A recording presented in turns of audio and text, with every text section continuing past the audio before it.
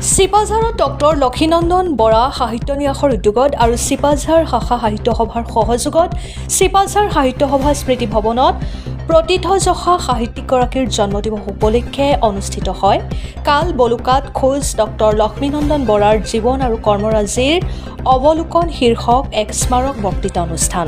অসম সাহিত্য সভাৰ সভাপতি ডক্টৰ বসন্ত কুমাৰ গোস্বামীয়ে এই অনুষ্ঠানটোক পিতৃযজ্ঞ আৰু ঋত্বিক হিচাপে ডক্টৰ লক্ষ্মীনন্দন বৰাৰ সুযোগ্য পুত্ৰদ্বয়ক সম্বোধন কৰি ডক্টৰ বৰাৰ কালজয়ী সাহিত্য কৃতি পাতাল ভৈৰৱী, গঙা চিলনীৰ ভাঙি, গঙা চিলনীৰ পাখি, কায়কল্প আদি উপন্যাসৰ লগতে গল্পসমূহৰো সাহিত্য মূল্য বিষয়বস্তু আৰু কাল নিৰূপণৰ বিষয়ে এলানি তত্ত্বগধুৰ ভাষণ ৰাখে।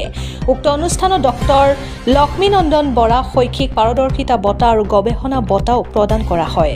স্নাতক শৈক্ষিক বঁটা লাভ কৰে 2024 বৰ্ষত কটন বিশ্ববিদ্যালয়ৰ অসমীয়া বিষয়ৰ শ্ৰেষ্ঠ স্নাতক ধ্ৰুৱজ্যোতি কলিতাই। আনহাতে 2024 বৰ্ষৰ কটন বিশ্ববিদ্যালয়ৰ অসমীয়া বিষয়ৰ শ্ৰেষ্ঠ স্নাতকোত্তৰ ছাত্ৰী শিল্পী ভূঞাই। চলিত বৰ্ষৰ ডক্টৰ লক্ষ্মীনন্দন বৰা গৱেষণা বঁটা লাভ কৰে ডক্টৰ কোকিলা গোস্বামী আৰু ডক্টৰ প্ৰণীতা দাস লাভ কৰে। চাৰিগৰাকী বঁটা প্ৰাপককে একোখন গামোচা, মানপত্ৰ, স্মাৰক আৰু 20,000কৈ টকাৰ চেক প্ৰদান কৰে ন্যাস সমিতিয়ে।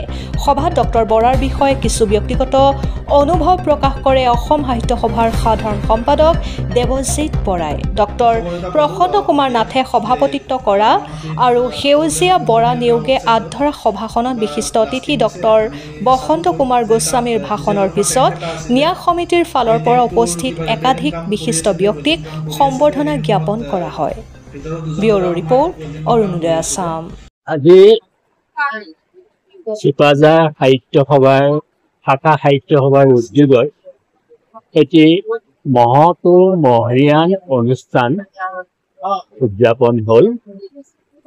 কাৰণ ইমান উৎকট গৰমৰ মাজত আৰম্ভণিৰ পৰা শেষলৈকে সকলো সমানে অংশ লৈ আজিৰ এই অনুষ্ঠানটিক সৰ্বতোপ্ৰকাৰে বিশেষ মাত্ৰা প্ৰদান কৰিলে। তাৰ উপৰিও চিপাঝাৰ শাখা সাহিত্য সভাই আজি গৌৰৱৰ আসনত অধিষ্ঠিত হ'বলৈ সক্ষম হ'ল। কাৰণ লক্ষ্মীনন্দন বৰাৰ উপন্যাস মাজেদি, চুটিগল্পৰ মাজেদি সমগ্ৰ অসমত যেনেকৈ পৰিচিত, অসম সাহিত্য সভাৰ প্ৰাক্তন সভাপতি ৰূপে তেখেত যেনেকৈ পৰিচিত, আজি পৰিয়ালটিয়ে সেই ব্যক্তিজনক অসমৰ মহীৰূহ আব্দুল মালিকৰ পিছতে লক্ষ্মীনন্দন বৰাদেৱক অসমীয়া উপন্যাসৰ এগৰাকী সম্ৰাট বুলিও ক'ব পৰা যায়। সেই দিনটোৰ এনে সুন্দৰকৈ পিতৃৰ প্ৰতি শ্ৰদ্ধা নিবেদন কৰিলে আৰু মই ভাবোঁ আজি পৰিয়ালটোৰ এয়া পিতৃযজ্ঞ আৰু সেই পিতৃযজ্ঞৰ ভাই ঋত্বিক আনহাতেদি আচলতে